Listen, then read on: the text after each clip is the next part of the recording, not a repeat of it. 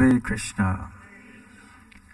So this chapter 10 is entitled The Opulence of the Absolute. And at Arjuna's request, Krishna has outlined some of his prominent opulences, which are called vibhutis, in this world. There are 4 verses in this chapter, 8, 9, 10 and 11, which are considered the 4 nutshell verses of the entire Bhagavad Gita. So we'll briefly talk about one of them, text 9. Macchitta madgata prana bodhayantas parasparam kathayantas cha mam nityam tushyanti cha ramanti cha.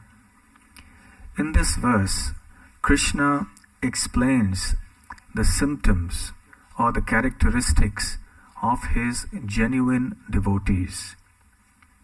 Everyone is understood by certain symptoms. A rich person has certain symptoms. A poor person has symptoms. A diseased person has symptoms. A king has certain symptoms. Everything has certain characteristics by which one can understand that thing to be a certain thing. How then do we understand what a devotee is?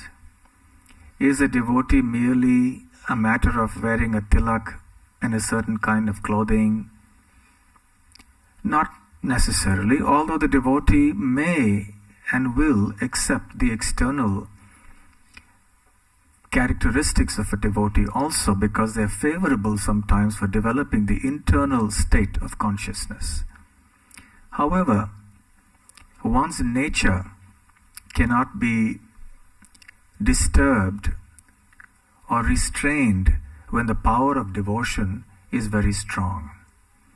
When the power of devotion increases substantially, then one simply wants to talk about Krishna.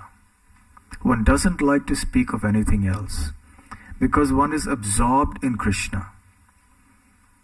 What is in one's mind will come out through the mouth. One will usually not speak something that doesn't exist in one's mind. So if we have Krishna and Krishna alone in the mind, then we will only speak of Krishna. For those who have only Maya in the mind, they will speak only of Maya. So Krishna says, here are the symptoms of my pure devotee. Macchitta. My devotee's consciousness is full of only me. The devotee is Krishna conscious. Prabhupada used to say that the 2 most important words for us are Krishna and consciousness. Krishna alone, not sufficient. Consciousness alone, not sufficient. But we have to be conscious of Krishna. That's Macchitta, when we are always thinking of Krishna. Madgata prana. The pure devotee considers Krishna as his or her life and soul, the most priceless treasure of life. And because of that, there's always discussion about Krishna when devotees meet. Just as when rich businessmen meet in their social circuit or for business purposes, they will spontaneously talk about business dealings and so on and so forth. Whatever is of mutual or common interest, we will discuss that. So when devotees get together, they will talk only about Krishna. Kathayantas cha mam nityam. Constantly. It's not an incidental thing that they will talk about Krishna. They like to talk about Krishna always.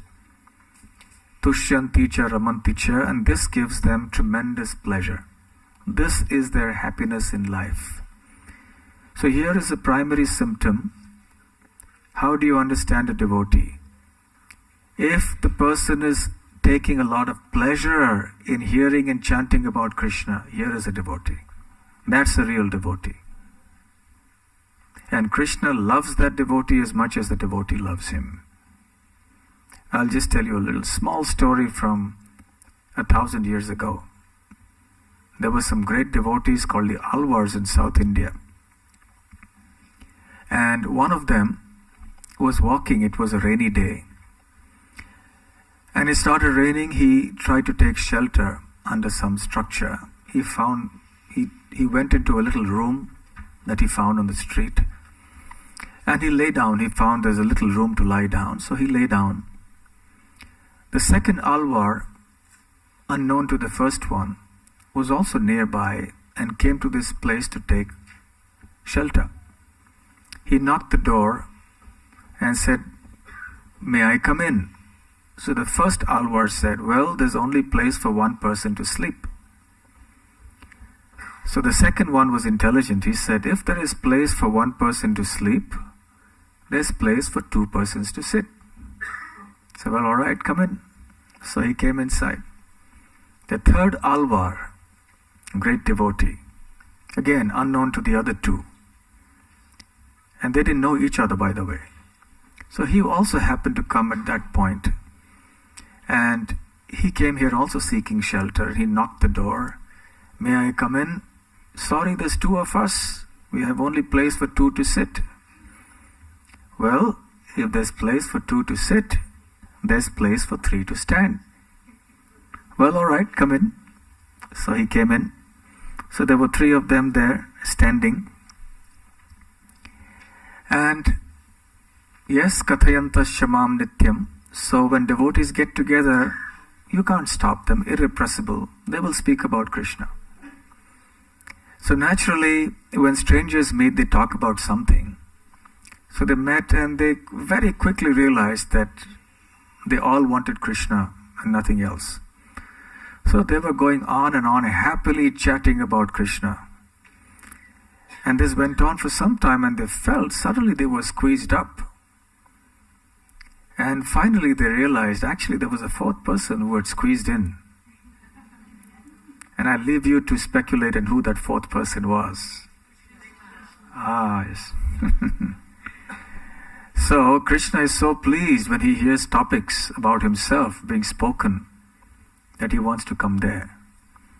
Inasmuch as if we are walking by and we hear somebody mentioning our name, so and so, we really want to go and find out what they're speaking about us. So similarly, Krishna loves discussions about himself, and therefore he comes there and relishes these discussions. Even Lord Ram faithfully, with a lot of interest, heard the Ramayana that was chanted by his two sons. He was wrapped in attention.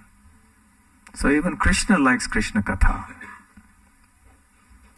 So in this way, the best way to please Krishna is to always hear and chant about him in the company of devotees with devotion. So what we are doing today is a very sublime activity, very easy, and the quickest way to make advancement in our Krishna consciousness. So we should take full advantage of it as often as we can.